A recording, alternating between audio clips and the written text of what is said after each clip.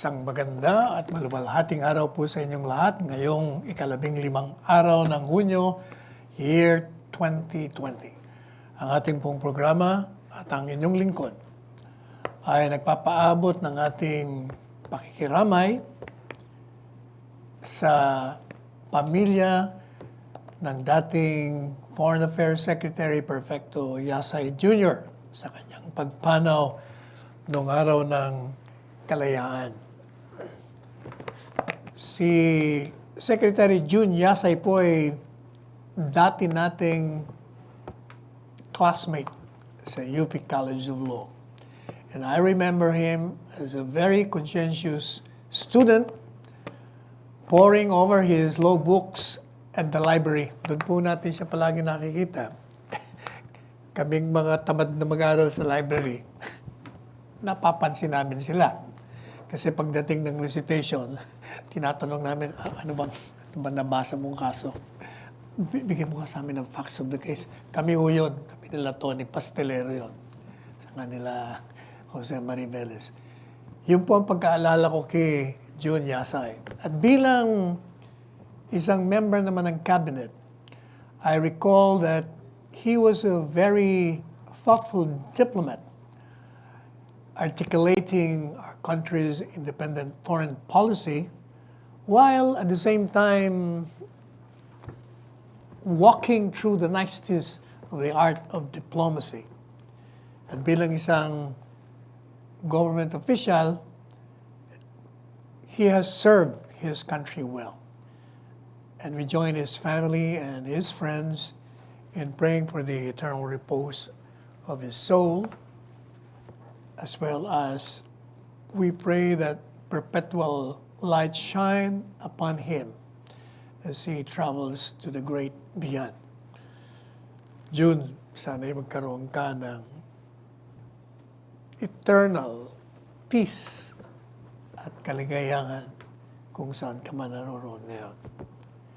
Meanwhile, ito pong IATF, sa pamamagitan ni Secretary Mon Lopez, ay nagbigay po ng pahayag kaugnay sa pagbubukas ng mga restaurants.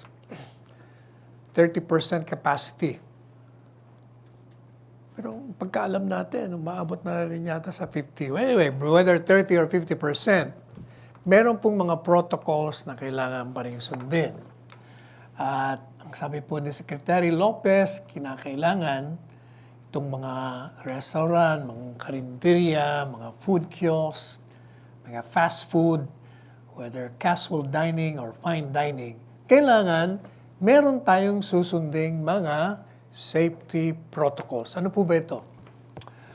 Unang-una, kailangan meron pong interval ng 10 minuto for sanitation itong mga customers natin. At kailangan din na merong pamamaraan ng pag-order. Halimbawa, pwede natin ang gamitin natin yung telepono, i-text na lang natin sa kanya. Pangalawa, meron din pong nire-require na kailangan may mga floor mat o kaya food bath dun sa dadaanan natin.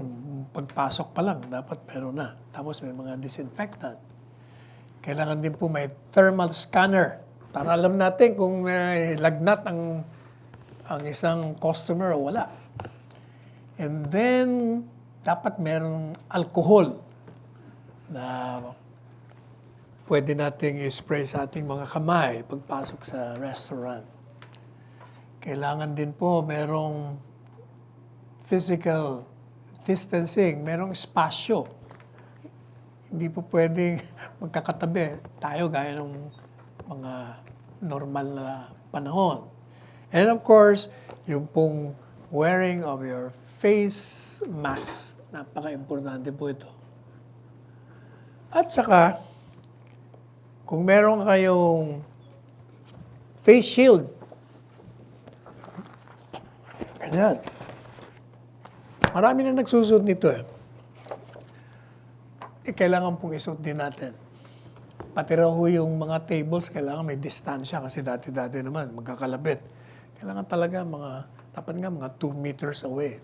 Pero kung maliit yung restaurant, hindi naman po pwede. Kailangan mga 1 meter away lang. Tsaka yung pong dapat may mga marka sa floor kung saan tayo, kung halimbawa, marami tayong papasok, kailangan may pila, kailangan may distansya pa rin. At the usual sanitizing equipment na nakitang-kita ng mga tao pagpasok mo dun sa loob ng banyo. Pagdating naman dun po sa mga personnel, meron din silang protocol, yung mga nagtatrabaho sa restaurant. Unang-una, hindi dapat magsuot ng jewelry. Kung mapapansin nyo, hindi na nga ako nagsusuot ng aking relos. Kasi nabasa ko rin yun na kinakapitan din ng virus yun. Kinakailangan po yung personal hygiene dun sa mga nagtatrabaho. And observe distancing as usual. Lalong-lalo na dun sa counter, sa kitchen, dun sa likod ng pinagtatrabahuan nila. And of course, the usual, yung paalala natin na frequent hand washing and sanitizing. At saka sila, kailangan din pong magsuot ng face mask, face shield, gloves, hair cups. Para yung kanilang kung mahahaba ang buhok, ini-clip. At kailangan po merong proper disposal ng mga utensils and plates. So, ito po ang sangayon kay Secretary Lopez ay kailangang gawin natin. Sapagkat pag hindi po kayong mga owners ng restaurants, mga karinderya, pag hindi kayo sumunod, sasaraduhan po kayo. Kaya sumunod na lang po tayo. Puntahan naman natin yung iba. Dito sa inauguration po ng beaching ramp. Ano bang tawag sa beaching ramp sa Pilipino? Daungan. Meron po sa Pag-asa Island sa West Philippine Sea. Sangayon po sa Department of National Defense sa pangunguna ni Secretary Delphine Lorenzana. Noong 3 araw bago dumating yung araw ng kalayaan, which means 12, June 12, nagkaroon po ng inauguration ng beaching ramp. At ito'y mahalaga sapagkat sangayon kay Secretary Lorenzana, magkakaroon na tayo ng pagkakataon, magdala tayo ng mga materyales at mga equipments upang ma-repair natin o ma-maintain yung paliparan. Sapagkat may paliparan po tayo sa Pag-asa Island. At marami po pong project na ginawa ang ating pamahalaan doon. Katunayan, meron pong municipal hall doon. Merong multi-purpose hall. Merong health center. Merong eskwelahan.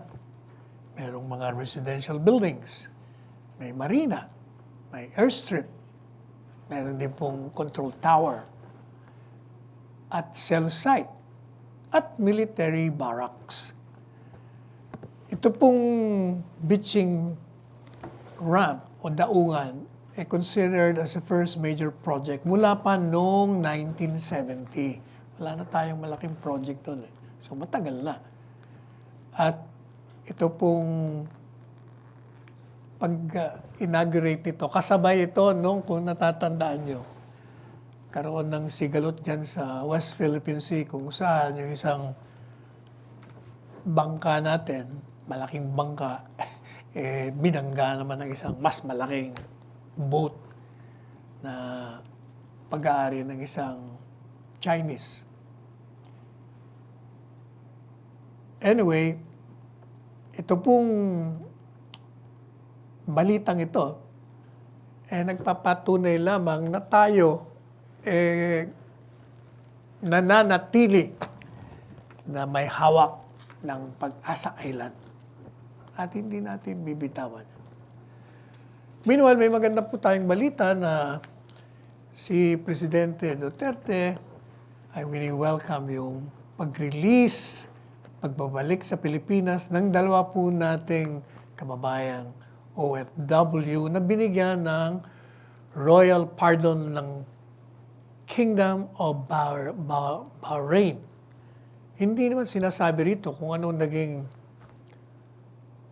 krimen o naging kasalanan ng mga ito. Basta sinasabi lang na sa ngayon kay Protocol Chief Robert Borge, pinapaabot ni Presidente Duterte ang kanyang pasasalamat sa hari ng Bahrain na si King Hamad bin Isa Al Khalifa dahil binigyan niya ng pardon si Roderick Aguinaldo at si Edward Benjamin Garcia. Nandito na po sila ngayon sa Pilipinas at magsisimula na ang kanilang panibagong buhay. Ang ating Pangulo ay kinukonsider po ang royal pardon noong dalawa bilang isang testamento ng malalim na relasyon ng pamalang Pilipinas at ng Kingdom of Bahrain. Maraming salamat, Kingdom of Bahrain, for pardoning our two countrymen. Dito naman po tayo sa, may bago rin palang balita dito sa NLEX. Meron pong itong NLEX Harbor Link na kumpleto under GCQ. Sa ngayon naman kay Secretary Villar ng the Department of Public Works and Highways. Sabi po ni Secretary Mark, yung pong proyektong yun ay magkoconnect sa port area, Maynila, papuntang NLEX sa loob lamang ng 15 minuto hanggang 20 minutos. Kasi dati po, 2 oras. Bubuksan po ngayong araw na ito. Palagay ko, binuksan na yung kanina. So, maluwalhati yun. Malaking comfort sa mga nagbabiyahe. Ito pong NLEX Harbor Link is the first truck-graded expressway na nabuksan sa panahon ng GCQ. Tandaan po ninyo na matagal na hindi rin nagpapagtrabaho yung mga trabahante natin sa build project ng gobyerno. Kaya palagay ko meron pang mga susunod na mga proyekto na magiging daan upang yung pong problema natin sa transportasyon at sa travel time ay matutugunan na. Samantala, meron namang magandang balita, marami pong rebelde na galing sa New People's Army, katunayan ay 34 sa kanila. Ang sumuko noong Biyernes, diyan po sa Norala Town, South Cotabato Province. Sa ngayon po kay Light Colonel Celestino Daniel Jr., ang chief ng South Cotabato 1st Provincial Mobile Force Company. Yun daw pong mga rebelde, nag-decide na sumuko kasama yung marami nilang armas during a joint community outreach activity dyan sa Barangay Tinago, Norata.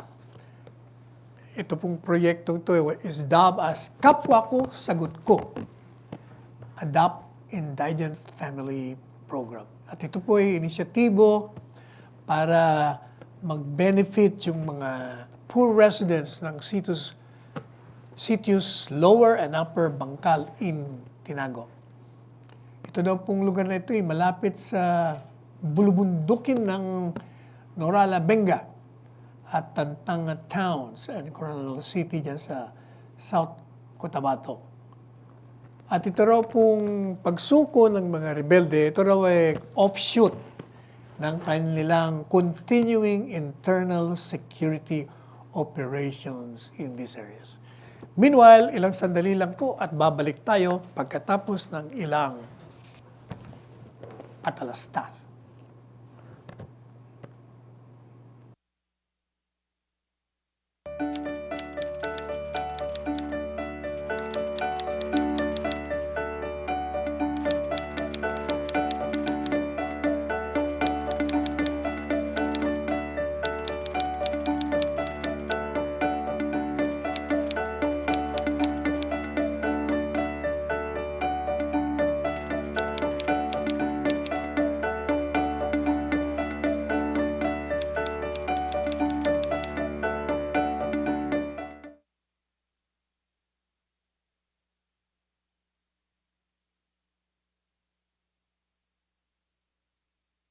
Okay, we're back.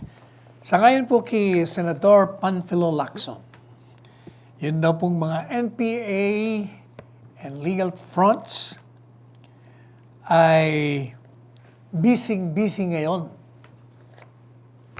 sa kanilang disinformation campaign laban dito sa proposed Anti-Terrorism Act.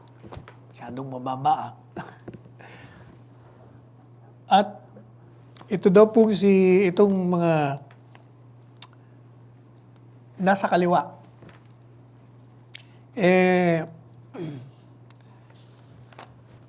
Takot na takot dito sa anti-terrorist bill. At sila nga mga pasimuno ngayon nagsasabi na ito ay ginagawa ng Estado upang sirain ang kalayaan ng pagpapahayag, upang tigilin yung mga rally, mga demonstrasyon, kung ano-ano pa.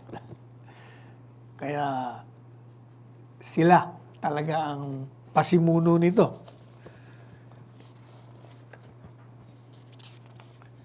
Sabi po ni Senator Lacson,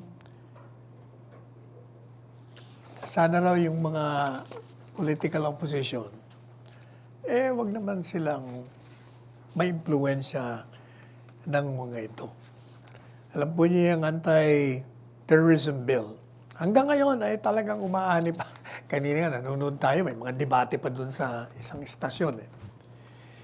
And then, napansin natin na kung yung mga nakaraang araw, maraming kumukontra, ngayon, mukhang marami na rin lumalabas na pabor sa anti-terrorism bill. Napansin natin, sino ba itong mga nakita natin? Si Davao del Norte Governor Edwin Jubahib. Ang sangayon sa kanya, ang anti-terror bill is timely as international efforts against terrorism mount. Kailangan daw po talaga na suportahan natin to sa ngayon kay Governor Jubahib.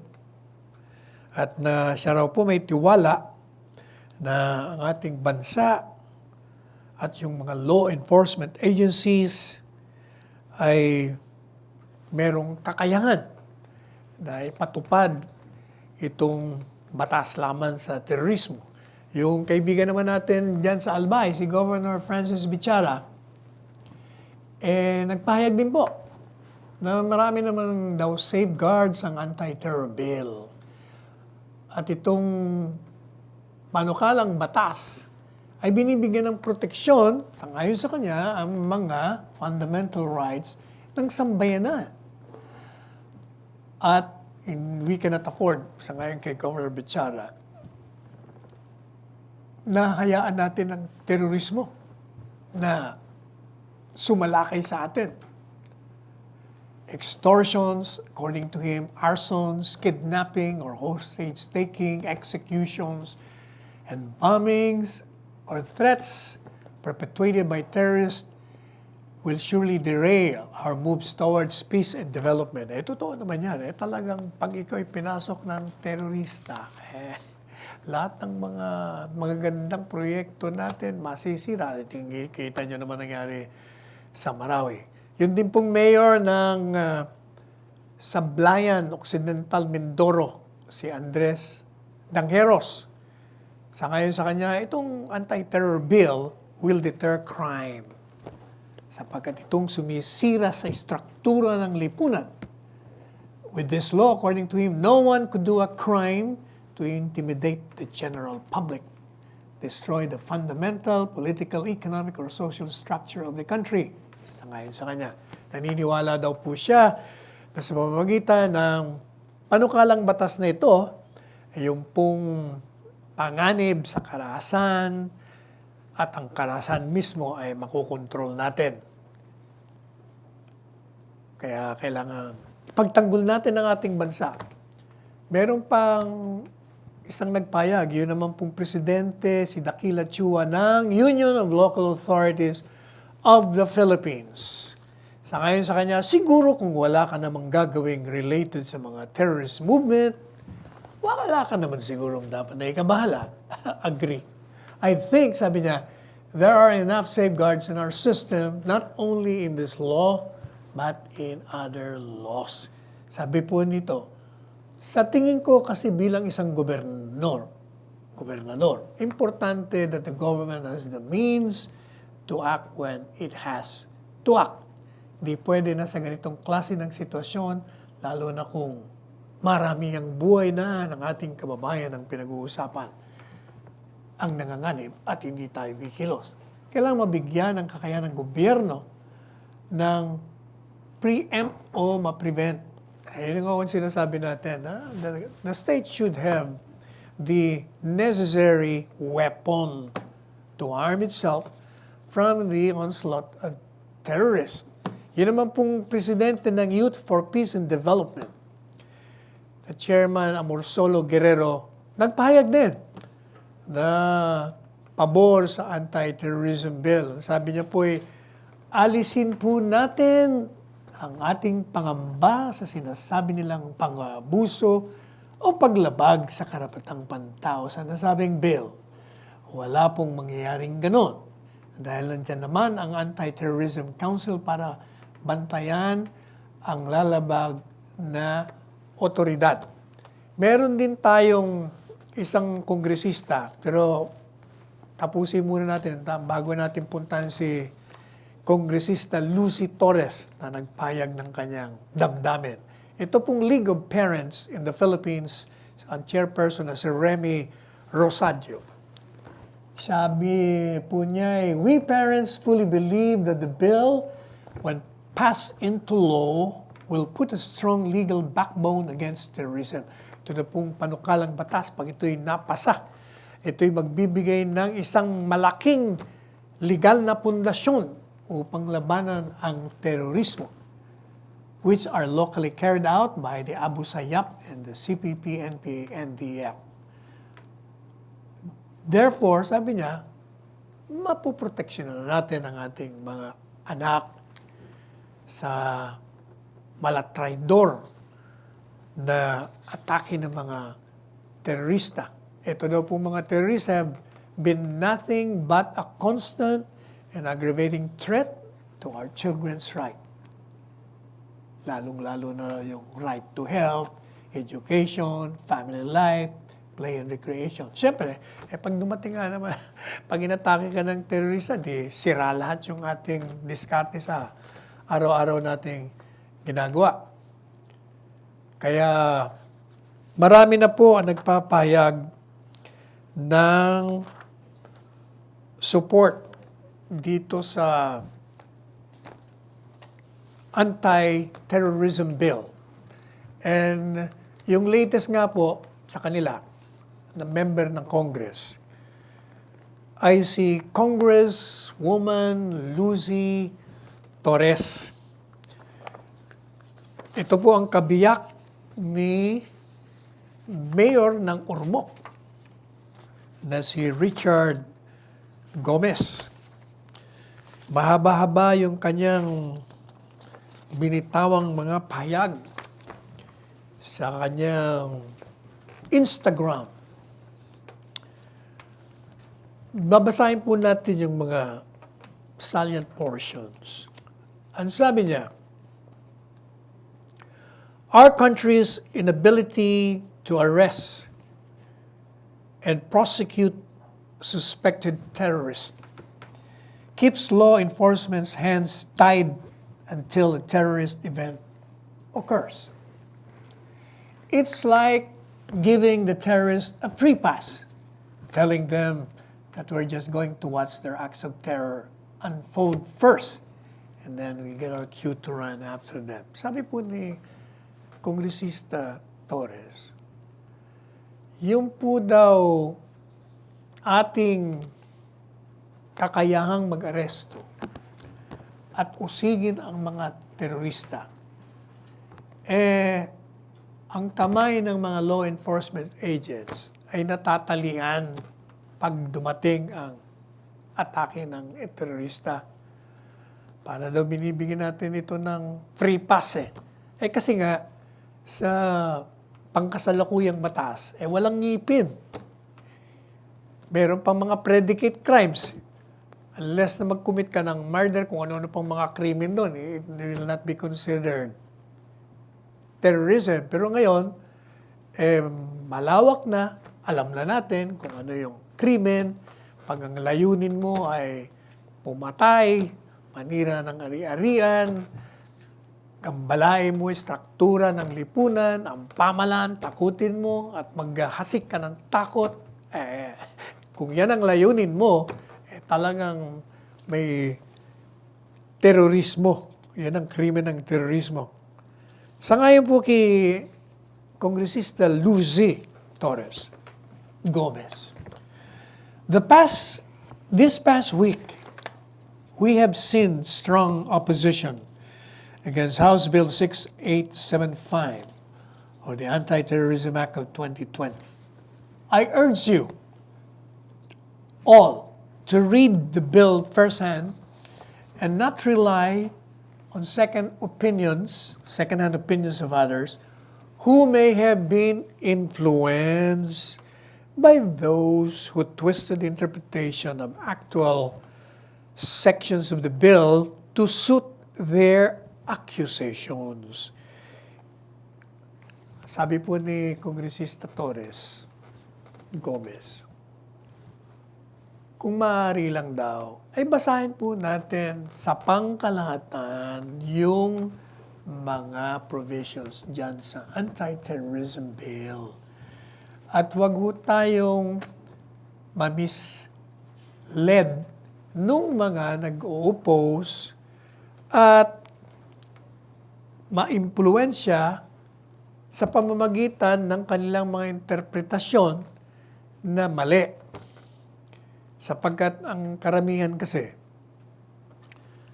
ini-interpret po yung provision in isolation, meaning to say, hindi yun nire-refer sa ibang mga provisiones, kaya akala nila, tama yung sinasabi nila. Pero hindi naman totoo. Maraming binabanggit nga rito si Kongresista Lucy Torres Gomez. Sabi niya pa, it is misleading to take either just the intention or just the actions and insist those to be the definition of a suspected terrorist. Kaya for instance, may narinig ako kanina, yung didebate kanina, sabi niya, pag nag-rally ka, pagkatapos nagkaroon ng away doon, nagkaroon ng barilan, nagkaroon ng patayan, o di pa pwede na palang terorismo yun. Ito naman si Kongresista, Ay, nako, Neri. Kongresista Neri. Ex-congressman. Hindi naman yun ang terrorist. Unang-una, you will have to look at the intention. Kung yung rally mo naman peaceful rally at ang rally mo to oppose lang the bill o kaya to oppose whatever you want to oppose against the policy of the government at nagkaroon ng insidente ron, hindi yung terrorismo. Incidental lang yun. Ang problema naman kasi sa inyo mga kontra, gumagawa ka ng mga istorya na hindi naman totoo. Kaya sabi ni Lucy Torres Gomez, if we all just understand that the intentions and actions that constitute terrorism are really grave, devastating to our country, we will not fear get in the way of apprehending and bringing real terrorists. kung tayo lang daw talaga, tatanggapin natin na talagang malubha at mapanganib yung mga teroristang yan, hindi tayo mangangamba at matatakot, dadalhin natin yung mga teroristang yan sa kulungan at arestuhin natin. Yan po ang sabi ni Kongresista Lucy. And lastly, sabi niya, I agree that the timing could be better. Kasi sinasabi yun nila, bakit naman ngayong pandemya sa kanyo? Ina-approve yung bill nila. Sabi na nga po natin, 3 taon na yung nakabinbin dyan. Hindi naman yung inasikaso, tapos complaining ngayon na wala kayong oras na magdebate. Kaya sabi niya, but on the flip side, know also that the pandemic will not deter terroristic acts. Gaya rin po ng sinasabi natin na hindi po agad may pandemya, hindi na sila sasalakay. Ngayon nga tayo vulnerable na tinatawag kasi nakapokus tayo sa pandemya. Pag hindi tayo ready, bigla tayo sasalakayan naman yan. Kaya sabi niya, the bill was made to stop terrorists, not to make life inconvenient and uncomfortable for activists and those who voice dissent. Huwag daw nating kalimutan na yung panukalang batas ay talagang ginawa yung para sa mga terorista at hindi para doon sa mga nagrarally, mga nagpapayag ng kanilang dissent o nagmamass gathering o for a particular na ayaw nilang policy ng gobyerno. Let's pause for a break and we'll be back.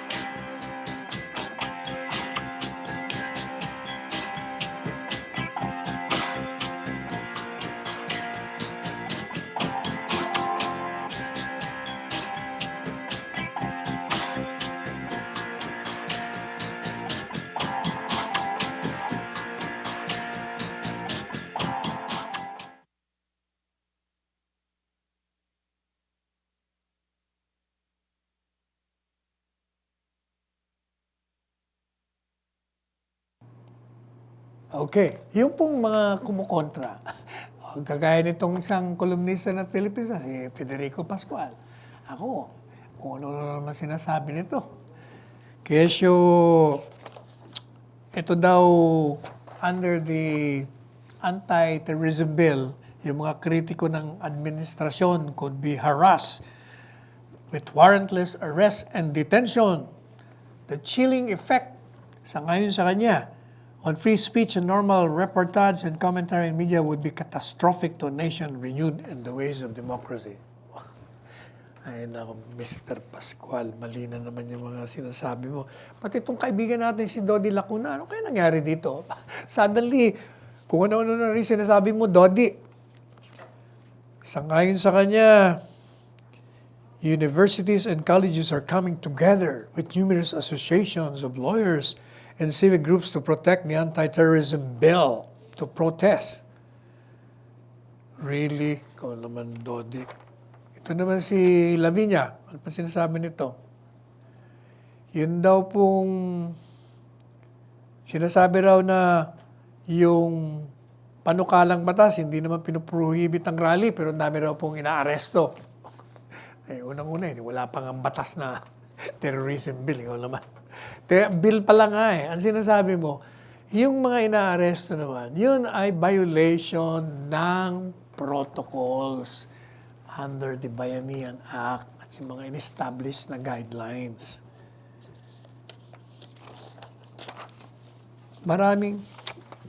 Meron po tayong isang i-discuss na hindi natin masyadong na-discuss kasi isa sa mga kinikriticize nila yung pong designation.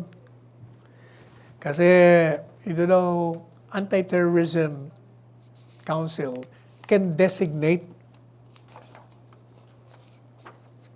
ng grupo na armado na terorista. Pero hindi naman po totoo yun eh. Ang katunayan, doon po sa panukalang batas na yun. Ang sinasabi doon, yung ATC will adopt yung pong mga kung sino yung mga dinesignate ng United Nations. Number 2, kung sinong makiusap na i-consider nilang mga terrorist group kung galing sa ibang jurisdiction, galing sa ibang bansa. Pero may criteria naman po sinusunod yun eh. Hindi naman basta pinakiusap sa atin, nire-request sa ATC na, ito, terrorist group namin to rito sa aming bansa, gawin nyo rin terrorist group niya. Ay, hindi. Merong criteria. You have to meet the criteria imposed by the United Nations Security Council Resolution. Kailangan papasa ka doon. At kung meron namang pag-aabuso ng pagdiskarte mo, pwede ka namang kagad tumakbo sa Court of Appeal, sa Korte Suprema, grave abuse of discretion. O kaya naman, alam po ninyo doon sa bill na yun, yung sinasabi na upon probable cause, i-determine ng ATC, actually, kung babasahin nyo doon sa baba, nakalagay doon, without prejudice to proscription. Ibig po sabihin doon, yung pong proscription, may proceedings doon. Kailangan yung DOJ ang maghahain dyan sa Court of Appeals upon the recommendation ng upon authorization ng ATC. But, yung ATC, hindi naman basta mag-authorize yun na mag-apply ang DOJ sa Court of Appeals to classify a terrorist group as one, kung wala namang rekomendasyon ang NICA. So, ang Court of Appeals pa rin ang magdidesisyon. May judicial intervention. Hindi po totoo yan. Punta naman po natin yung mainit na pinag-uusapan ngayon. Ito po ay tungkol kay Maria Ressa na idinimanda ng libel. Diyan po sa sala ni Judge Reynelda Estacio Montesa. Ito po kasi, kaya ito umani ng kontrobersya kasi ito naman si Maria Ressa. Palagi niyang kinokonek yung kanyang pamamahayag di umano na critical of the President or his administration na yun ang dahilan kung bakit siya dinidemanda. Dinimanda siya tungkol doon sa violation dyan sa Securities and Exchange Commission na hindi naman daw 100% ang may-ari ng grappler. Ngayon naman daw, dinimanda siya nitong si Mr. Keng. Bakit naman daw siya dinimanda ng 5 years after o 6 years after the fact? Pero alam po niyo, binasa ko yung desisyon eh. Ang kwento pala nun, makinig ka Maria, nag-publish yung isang reporter mo ng libelous article. Ibig sabihin, anong libelous? Gumawa ka ng artikulo na sinabi mo ron na itong taong ito, si Mr. Keng, isang drug lord. Pagkatapos involved pa sa murder, drug trafficker pa. Ang dami mong sinabi doon, yung isang reporter nila. Ngayon, nung mabasa daw po ni Mr. Keng, sangayon sa kanyang testimonya, kinausap niya rin ang abogado niya na mag-file kagad sila ng libel case. Sabi rin ng abogado niya, huwag na, mahirap kalaban ng media. Hayaan mo na lang, tanggapin mo na lang. So, siya naman daw, tiniis niya na lang. Ang problema daw, after 5 or 6 years, nirepublish yung article sa online, sa website ng grappler. So, nung makita niya raw yun, o di kumonsulta siya ngayon doon sa brad nating si Nards de Vera, Sigmaro. So, sabi naman daw ni Nards de Vera, ayusin na lang natin, kausapin na lang natin. Mahirap talaga kalaban niyang media. Madalit sabi, Hinanap niya raw po yung isang kaibigan ni Maria Ressa na si Marites Vitug at nagbigay naman daw ng, kung madali sabi, binuksan. Abay, maniwala ba kayo, lahat ng mga pakiusap, ng demand, kasi po, sinabi ni Attorney De Vera, hindi naman totoo yan, yung sinasabi niyong intelligence report ng PDEA. Ito may certification kami na hindi totoo yung sinasabi niyo na involved siya sa drugs. Pati yung sinasabi niyong involved siya sa murder, ni wala mang demanda sa kanya, ni wala. Kung baga, mali kayo. Kaya pwede ba, mag-retract naman kayo, kaya bigyan niyo yung side namin. O yun naman pong Rappler, nakiusap sa kanila, inabot ng 7 buwan, wala. O kung kaya naman si Mr. King, ano naman gagawin nyo? O edi siyempre magdidemanda kayo. Alam po ninyo, ang sabi ng court, magaling po yung desisyon. Ibig sabihin, meticulous. Inisa-isa niya yung mga issues. Sabi niya, lahat ng elements ay present. Ano yun? Unang-una, yung allegation na siya isang murderer, trafficker, isang masamang tao, hindi totoo. Defamatory talaga yun. Malisyoso. Sabi niya. Pangalawa, may publication. Meron ko narinig kanina isang abogada. Hindi ko na babanggitin ng pangalan. Nagdudunong-dunungan eh. Sabi niya, yan namang sinasabi nilang nirepublish. Hinanap ko naman yung website ng Rappler. Wala naman doon, hindi naman lumabas doon.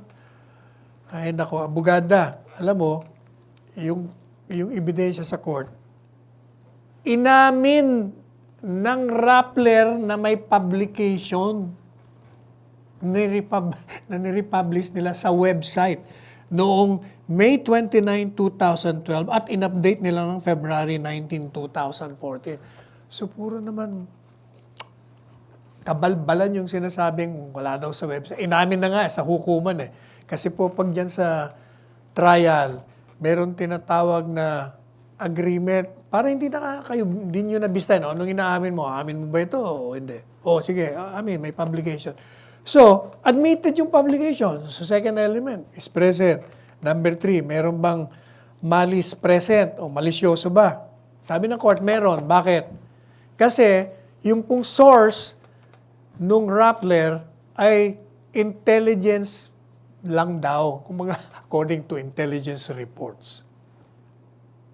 Kung yun lang ang sasabihin mo, sino ba yun? Saan ba yun? Pinakita nga ngayon ng PDEA na hindi totoo. Walang ganon. Hindi ka, in other words, sinasabi ng court, hindi ka kasi nag-verify. At hindi lamang yan. Alam mo na ngang mali, at pinuntahan ka na ng mga abogado, nag-usap-usap kayo, 7 buwan, hindi ka pa rin nag-retract.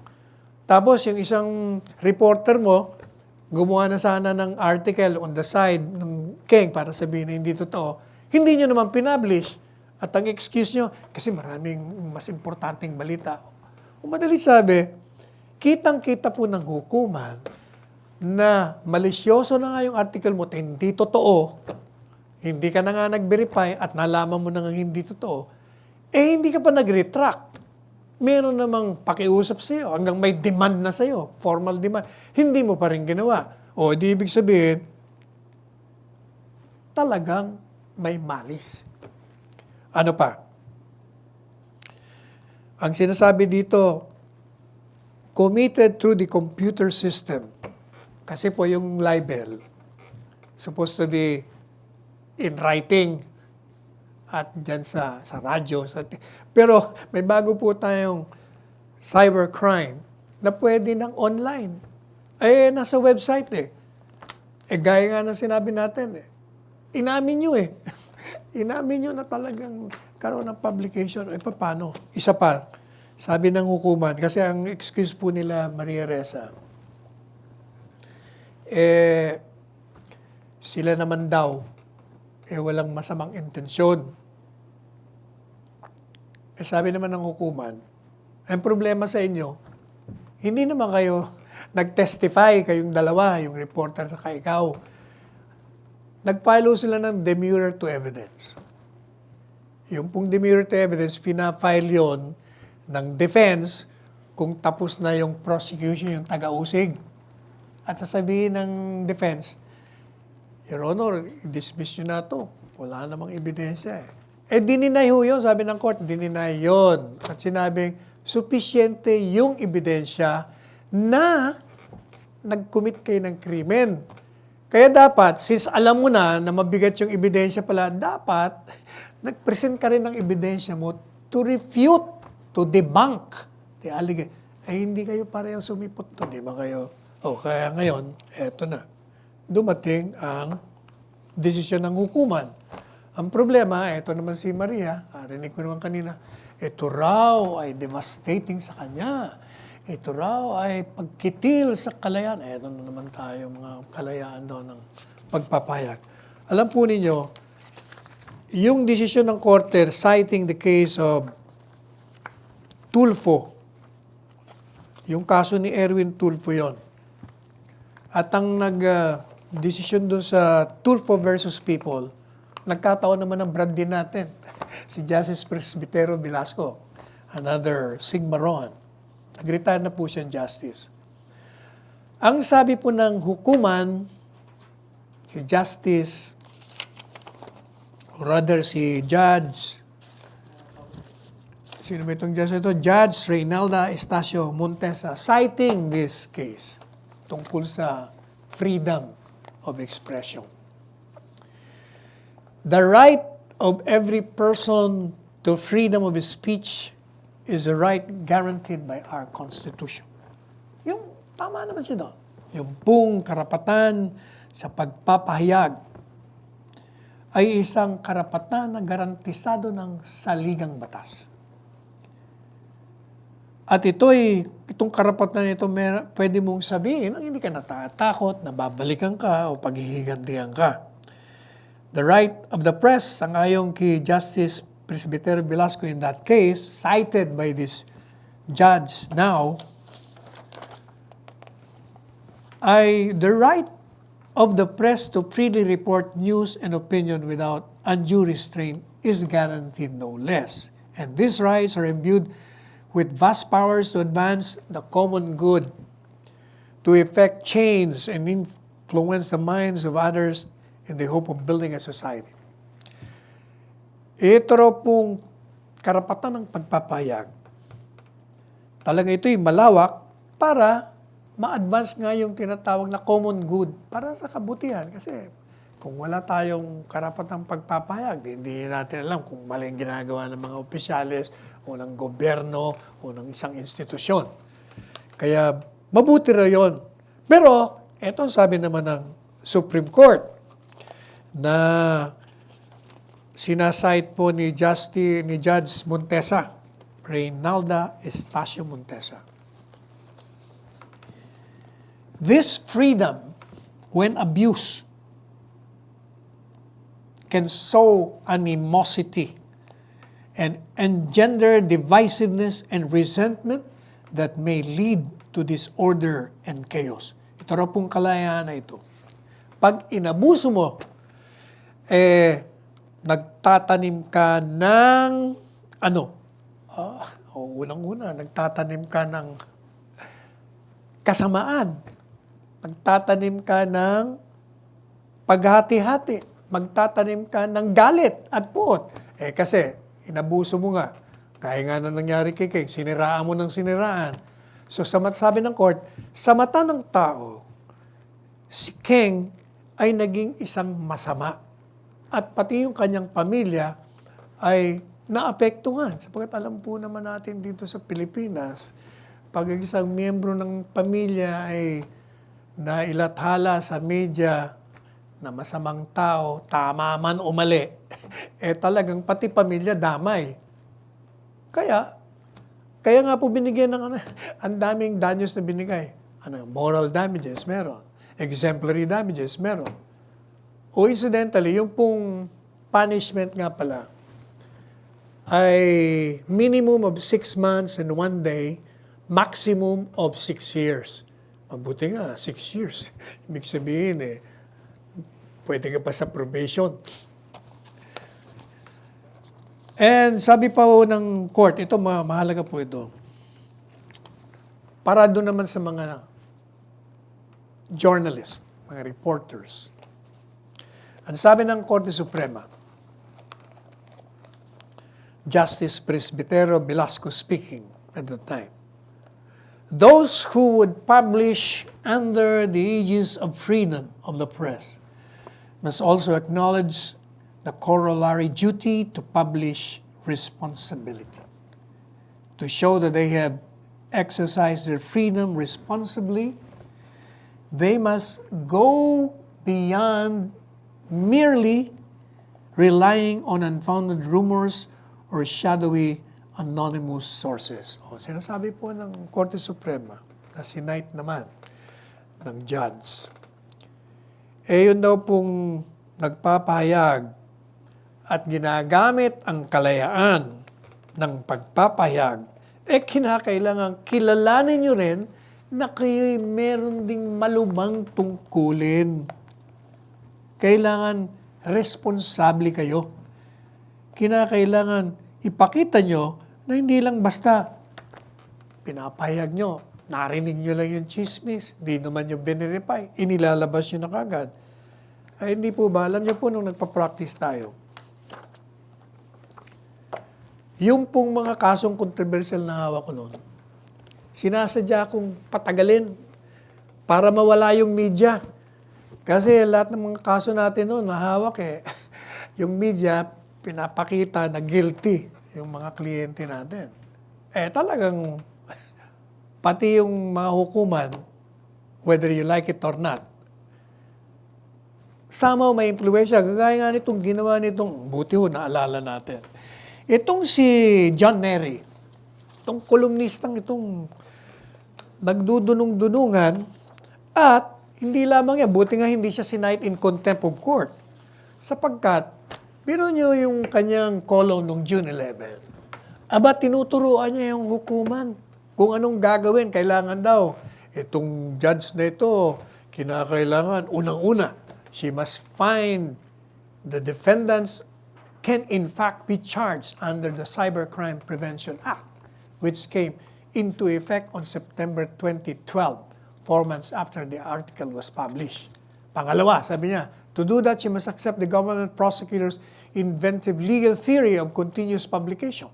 Pangatlo, sabi niya, for her to accept that theory, she must tell the world that the correction on February 19, 2014 of one word in the article from evasion, evasion to evasion spelling means the legal requirement of substantial motivation.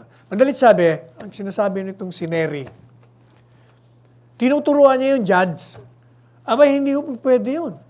Sapagkat, kung yung abogado na basa ito, na-cite ka na in contempt, Nery, John Nery. Unang-una, yung po mga sinasabi niya, tinalakay ito mismo ng judge. Kasi parang pinalalabas na itong grupo ng defense. Yun naman daw pinablish nila, dahil lang pinalitan daw po nila yung spelling. Sus Mariosep naman kayo. Ano ba spelling pinagsasabi nyo? Yung defamatory allegation statements, nandun pa rin So wala kayong binago. Kung binago man nyo yung isang spelling doon, ang mahalaga, unang-una, nandun yung malisyoso yung pagpapalarawan doon sa biktima na si Keng, na masamang tao, mamamatay tao, drug lord, trafficker, and everything. Pangalawa, may publication. Inamin nyo Kaya hindi nyo pa pwedeng sabihin na hindi papasok yung mga depensa nyo. Inamin nyo kasi. Sana hindi nyo inamin na may publication kayo.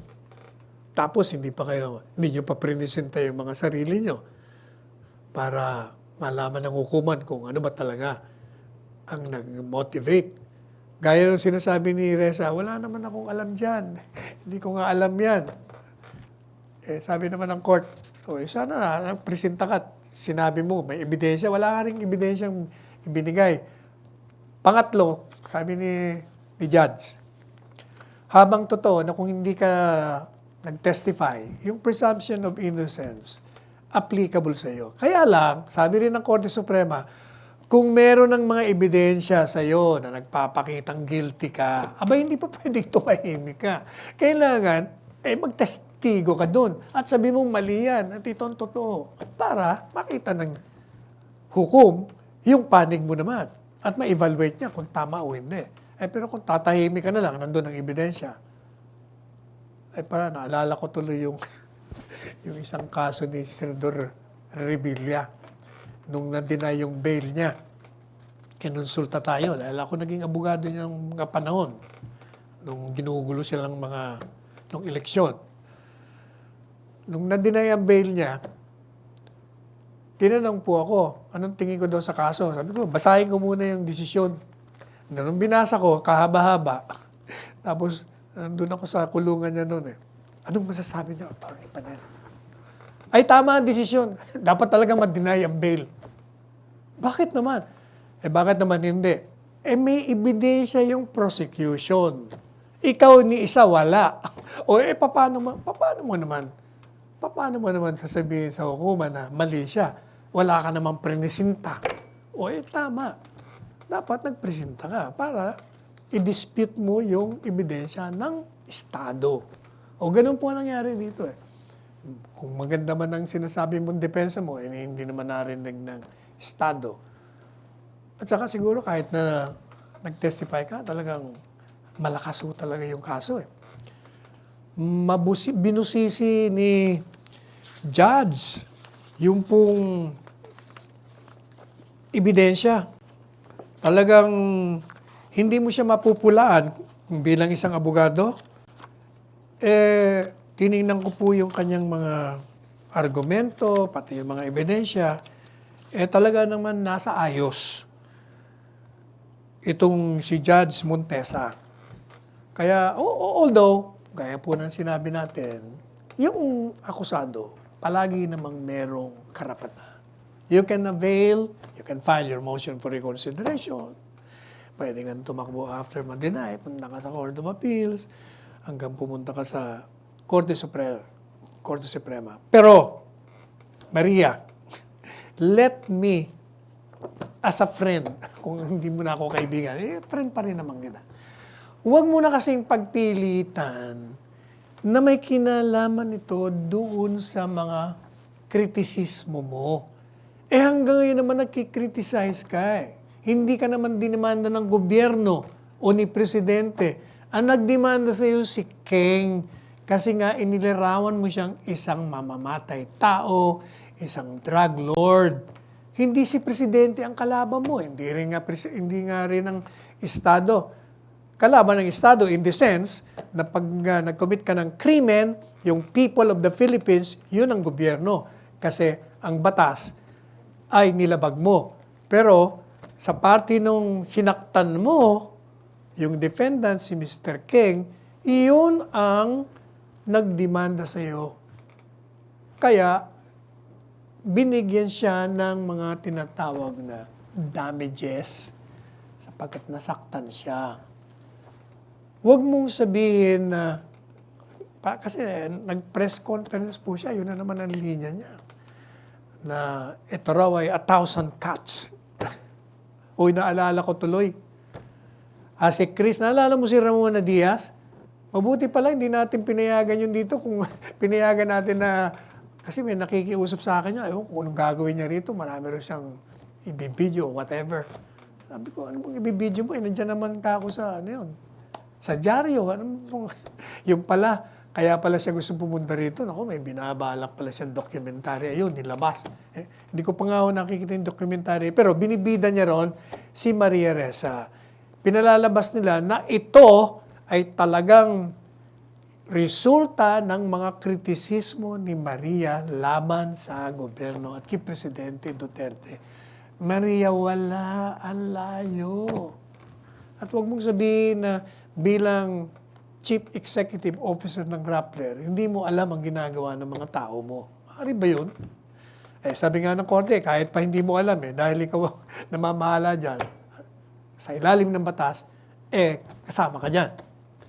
Kaya siguro, ang advice na lang natin kay Maria,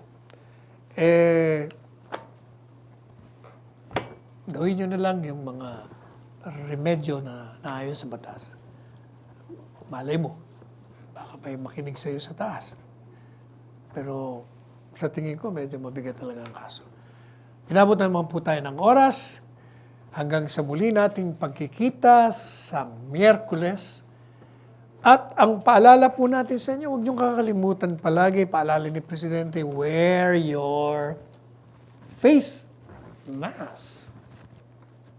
And, mali pa yung pagtanggal. Yung pong face shield. Para sa mata po ito, importante ito. Ha? And, kung meron kayong goggles, di goggles na lang. Saka yung safe distancing.